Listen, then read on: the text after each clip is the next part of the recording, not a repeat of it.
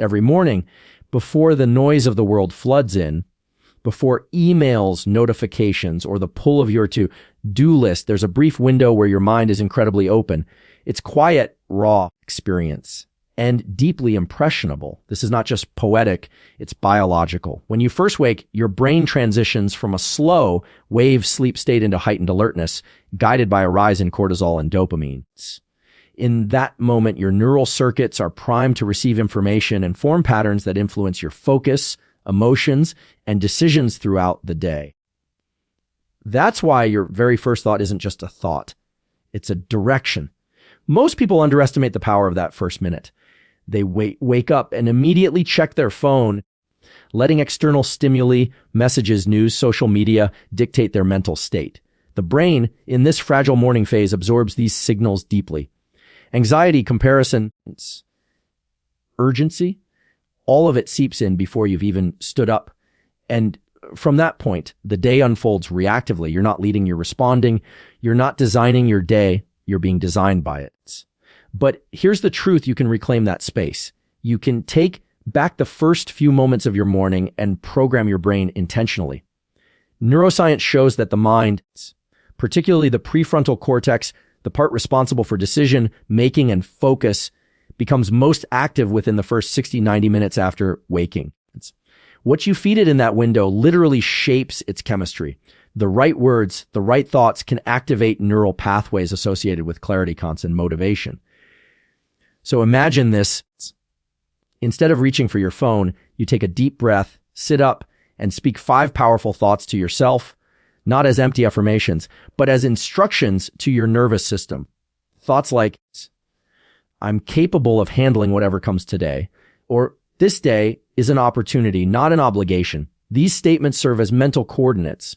They tell your brain where to go, how to respond, and what to prioritize. Think of it this way. Your mind, the moment you wake up, is like a compass. The one needs calibration.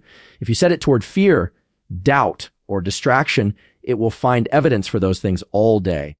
If you set it towards strength, focus, and purpose, it will seek alignment with that direction instead. The difference is not luck or talent. It's intentional neural priming. Andrew Huberman often talks about the role of visual focus and self-directed thought in shaping brain states.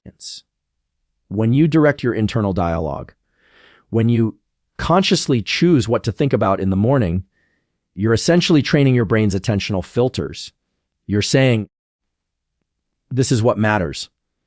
And your nervous system adjusts accordingly. It's not about denying stress or pretending everything is fine. It's about creating a foundation strong enough to handle whatever arises.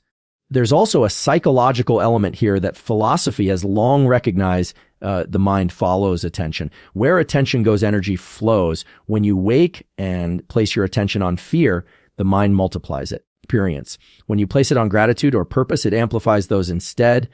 In neuroscience, we call this neuroplasticity, the brain's ability to adapt and change through repeated focus. Every morning thought becomes a vote for who you are becoming. But this practice isn't just mental, it's emotional and physiological. When you start your day with an empowering statement, you trigger the release of neurotransmitters that enhance alertness and motivation. Dopamine rises, preparing you to pursue goals. Serotonin increases, stabilizing your mood. Your body literally begins to embody the thoughts you choose. Over time, your nervous system learns that the morning is not a space for dread or resistance, but for readiness and creation. This isn't about blind positivity. Life is complex, and so is the mind. But morning thoughts are not about pretending. They're about positioning. You are not denying challenges. You are reminding yourself that you are equipped to meet them. You are building a habit of cognitive control, the ability to steer your attention, direct your emotions, and align your physiology with your goals. And here's something most people overlook. When you control your first thought, you gain leverage over your entire day. Because every decision, every emotional response that follows stems from that initial mental state. Think of it like setting the tone in a conversation. Once it's established, everything else flows in harmony or dissonance with it. Start reactive, and you'll spend the day catching up. Start intentional, and the day bends to your will. So tomorrow morning, before the world gets its hands on you, pause. Breathe. Don't outsource your state of mind to a glowing rectangle or the weight of yesterday's worries. Instead, choose 5 thoughts that remind you of your strength, your direction, your purpose. Say them out loud. Feel them in your body. Let them set your neural compass. Because the first thought you think in the morning is not small. It's the foundation upon which everything else stands. If you can master that one moment, you can master the day. And if you can master the day, you can master the life that follows. Repetition is the bridge between what you think and who you become. The mind doesn't change through inspiration alone. It changes through pattern, through rhythm, through what you tell it over and over again. The difference between a person who drifts and one who directs their life isn't that one is smarter or luckier. It's that one has learned how to install the right thoughts into their mental operating systems. Neuroscience gives us a clear view of this process. Every time you repeat a thought, a belief, or a behavior, neurons in your brain fire together. When they fire together often enough, they begin to wire together, forming a neural pathway that makes that pattern easier to access the next time. It's like carving a groove in the mind. The more you walk that path, the more natural it becomes experience. This is why repetition is not a cliché self-help idea. It's neurobiology in motion. Most people understand repetition in the context of physical training. You lift a weight repeatedly and the body adapts. The muscle grows stronger, the motion becomes smoother. But the same rule applies to your thoughts. Each morning when you tell yourself, I can handle this, or I'm grateful for another chance to grow, you're not just saying words, you're strengthening the neural circuits that support emotional stability and self-confidence. Over time, these thoughts stop being affirmations and start being identities. You stop needing to convince yourself because your brain has accepted this new pattern as fact.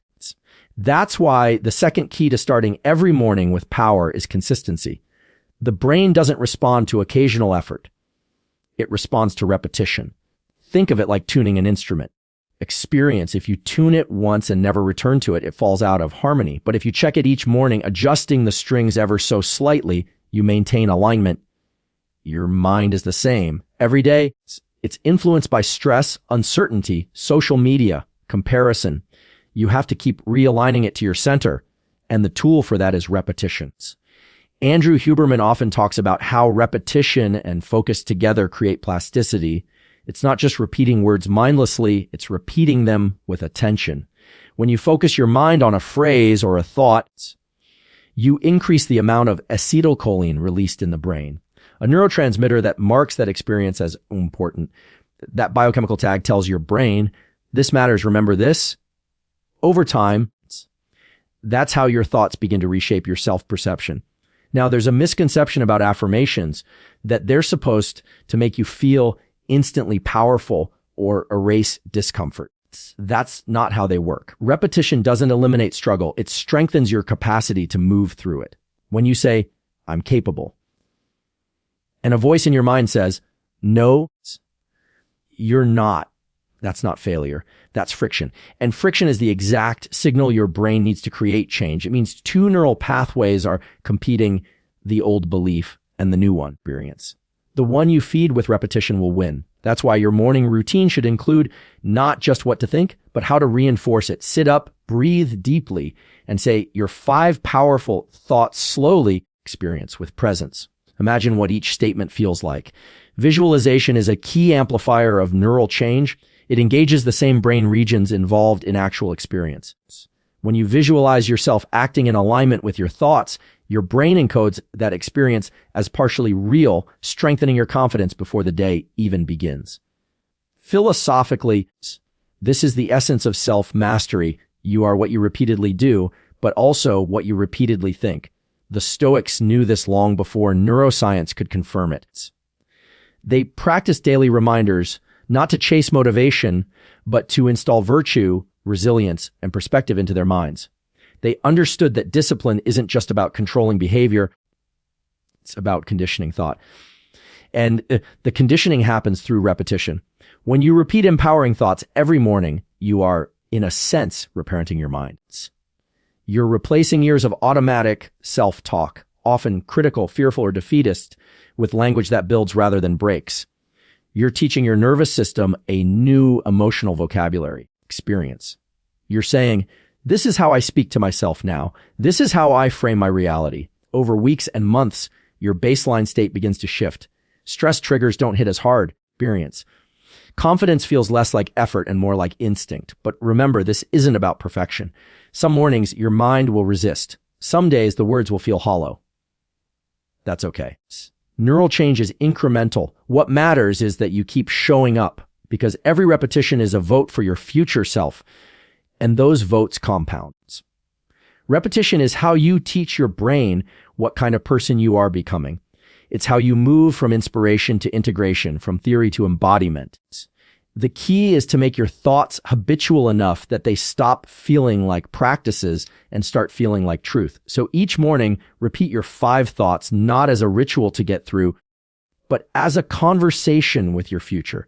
Let them echo until they shape not just your mood, but your mindset, your actions, your identity, experience. Because the mind you train each morning will become the person you live with every day. The final piece of this practice, the one that separates intention from transformation, is actions. Thoughts alone don't change your life. They set the stage for change. The real shift happens when you translate those morning thoughts into movement. Because the brain doesn't just listen to words, it learns through experience. When you act on what you tell yourself, you close the loop between thought and behavior. You teach your nervous system that your words carry weight, that your identity isn't theoretical, it's lived. This connection between thought and action isn't just motivational language. It's grounded in biology. Every time you act on a thought, especially one that challenges your comfort zone, you activate a circuit in the brain involving the prefrontal cortex, the basal ganglia, and the dopaminergic system. The prefrontal cortex sets intention, the basal ganglia executes behavior, and dopamine reinforces the action by signaling that you've made progress. That's why even small actions can feel energizing. Your brain recognizes effort as evidence of growth. So imagine this, you start your morning with the thought, today, I will move closer to my goals. That's not just an affirmation, it's a signal. If you follow it with even one concrete step, sending the email, making the call, doing the workout, experience, journaling for 5 minutes, your brain marks that alignment as success. Over time, it begins to associate your morning mindset with forward motion, and that association becomes self-reinforcing. The mind learns that when you think it, you do it. That's how self-trust is built. Most people fall into the trap of separating mental work from physical work, as if thinking and doing exist on different planes. But neuroscience tells us they are deeply intertwined. Action feeds belief just as belief fuels action. When you act on your morning thoughts, you are essentially embedding them into your biology. The body becomes an instrument of the mind's intention.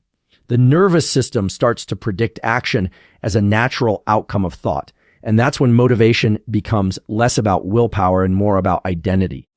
Andrew Huberman often describes this feedback loop between action and reward. He explains that dopamine isn't released when we achieve something, but when we move toward it. The pursuit itself is the signal of progress. That means when you take even one small action aligned with your morning thoughts, your brain begins releasing dopamine, reinforcing that behavior and motivating you to continue. It's a self-perpetuating cycle. Thought leads to action. Action creates reward. Reward strengthens thought. This is why the 5 thoughts you tell yourself each morning shouldn't just be affirmations. They should be instructions.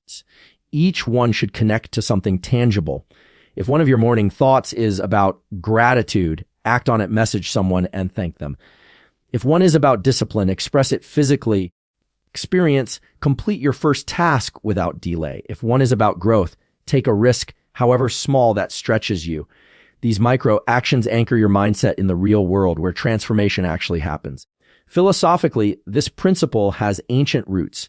The Stoics believed that thought without corresponding action was useless, that wisdom must become behavior.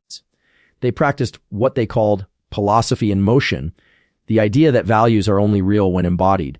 Modern neuroscience simply gives us the mechanisms for why that's true. Thoughts are patterns of neural firing. Actions are extensions of those patterns into the motor system. When the two are aligned, Your entire nervous system operates coherently. When they're not, you experience internal conflict, a state psychologists call cognitive dissonance. And that dissonance is something many people live with daily, saying they want to change, but doing nothing differently. Their thoughts and actions are out of sync, and the brain feels that tension. Over time, that gap erodes confidence because your mind learns that your words are empty. But when your actions reflect your intentions, even imperfectly, that gap closes. You begin to trust yourself again. You no longer need external motivation because your own consistency becomes your proof. There's a deeper truth here. Clarity isn't found in overthinking. It's found in doing. The moment you act, uncertainty begins to shrink. Your brain gathers feedback, adjusts, and learns. Action refines vision in a way that thinking never can. So when you repeat your 5 morning thoughts, don't just let them echo in your mind. Give them form. If you say, I'm focused, demonstrate it. If you say, I'm strong, embody it. If you say, I'm grateful, express it. The gap between who you are and who you want to be closes every time you move. And remember, the power of this practice isn't in grand gestures. It's in small, consistent, aligned actions that build momentum. The human brain thrives on momentum. It doesn't need massive leaps, just continuous direction. Experience. Every morning you act on your thoughts, you're reinforcing a neural and psychological identity, the kind of person who follows through. That identity, once established, becomes your greatest advantage. So tomorrow morning, when you wake and repeat your 5 powerful thoughts, don't stop there. Let one of them shape your first action of the day. Step into the alignment between what you say and what you do. Because when your thoughts and your actions begin to match, your world starts to change in measurable ways, internally first, externally soon after.